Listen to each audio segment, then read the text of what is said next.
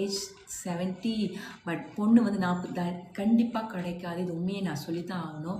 இவன் தான் நீங்கள் வந்து உங்களோட ஃபைனான்ஷியல் ஸ்டேட்டஸ் ரொம்ப ஸ்டேபிளாக ரொம்ப நல்லா இருந்தாலுமே நம்ம பொண்ணுங்க வந்து நீங்கள் பார்த்தீங்கன்னா வந்து அவங்களையுமே சில ஆசைகள் வச்சுருக்காங்க. அவங்களையுமே சில வந்து இந்த மாதிரி தான் எங்களுக்கு வந்து வேணும், இந்த மாதிரி க்ரைட்டீரியாவில் தான் வேணும்னு சொல்கிறாங்க.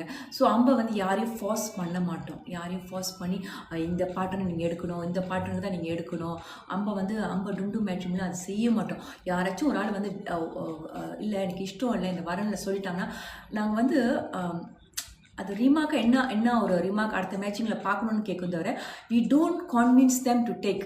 இல்லை இவங்க தங்கமான பொண்ணு தங்கமான பையன், நீங்கள் இவங்களை எடுங்க உங்கள் லைஃப்னால இவங்க நிறையா சொத்து வச்சுருக்காங்க, இவங்க நிறையா சம்பாதிக்கிறாங்க, 10,000 சம்பாதிக்கிறாங்க, 10,000 வெளி சம்பாதிக்கிறாங்க, இவங்க 20,000 வெளி சம்பாதிக்கிறாங்க, அந்த மாதிரி சொல்லி வி டோன்ட் அதை வந்து நாங்கள் வந்து செய்ய மாட்டோம், ப்ராக்டிஸ் பண்ண மாட்டோம். யான்னு சொன்னீங்கன்னா இது வந்து வாழ்க்கை ஜாமா கிடையாது.